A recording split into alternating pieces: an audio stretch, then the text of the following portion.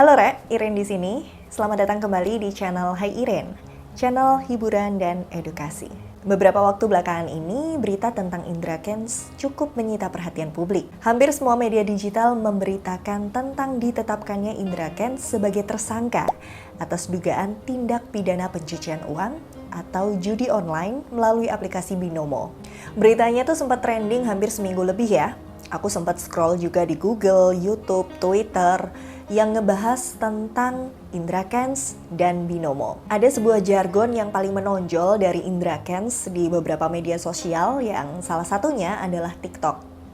Wah, murah banget! Jam tangan cuma 300 juta, wah murah banget. Atau rumah harga 30M, wah murah banget. Jadi ini anting berlian dan harganya itu sekitar 37 juta, wah murah banget. Aku gak marah kok, beli lagi nanti murah banget. Tarik nih langsung dah gue beli, harganya berapa? Cuma 250 juta, wah murah banget. Ya iyalah murah, wong duitnya bukan pakai duitnya dia alias duitnya para korban.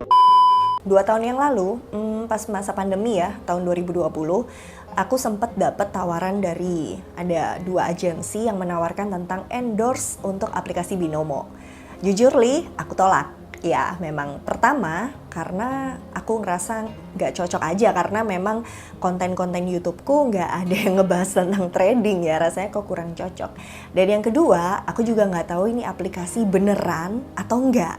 Dan kalau aku udah terlanjur menginfluence orang dan orang percaya, apa kabar kalau nanti aku kenapa-napa? Padahal aku nggak ngerti nih tentang aplikasi tersebut. Pada dasarnya emang aku cukup selektif ya untuk milih beberapa jenis endorse yang masih sesuai dengan target audiensku.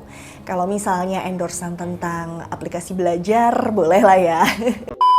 Oke, sekarang kita balik ke berita yang tadi.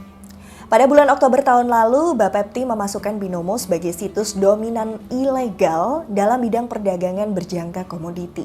Sebab Bapepti tidak pernah mengeluarkan izin resmi untuk entitas tersebut. Sehingga semua kegiatan perdagangannya dikatakan ilegal di Indonesia. Bapepti juga melihat bahwa kegiatan yang dilakukan Binomo bersifat manipulatif, di mana menjanjikan fixed return atau tingkat imbal hasil yang pasti untuk setiap harinya, tapi tidak memberitahu resiko terkait skema yang digunakan oleh entitas tersebut. Pas beritanya mulai rame, para korban sudah mulai speak up di beberapa channel YouTube dan media. Akhirnya aku mulai kepo nih. Jadi tambah kepo nyari tahu tentang Binomo, tentang skemanya seperti apa dan wilah. Beneran guys. Aduh, itu betul-betul judi sih. Ada sebuah channel YouTube yang aku searching dan dia betul-betul ngebahas lengkap membuktikan bahwa Binomo itu betul-betul binary option yang 100% judi online, bukan trading ya. Cuma bohong-bohong, karena pilihan yang ada hanyalah menang atau kalah, untung atau buntung. Kita sebetulnya tidak membeli atau menjual aset apapun, melainkan hanya mempertaruhkan uang milik kita kepada Binomo. Tentu dalam hal ini, Binomo adalah bandarnya. Dan apa yang dijudikan?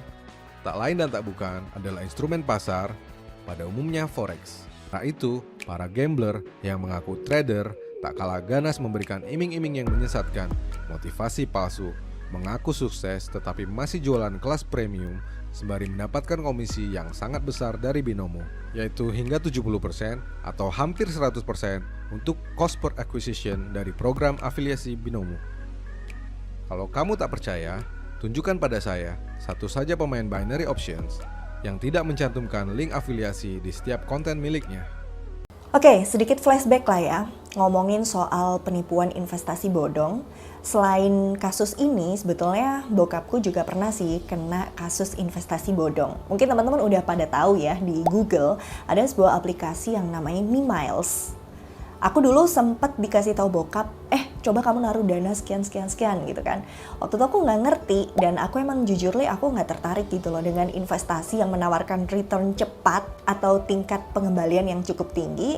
Aku nggak percaya, aku mending naruh di reksadana atau misalnya aku naruh di deposito lah kalau mau cari aman. Kemudian bokap kena tuh, bulan pertama kedua masih dibayar, tapi bulan ketiga sampai selanjutnya, bahkan sampai sekarang nggak dapat kembalian apapun.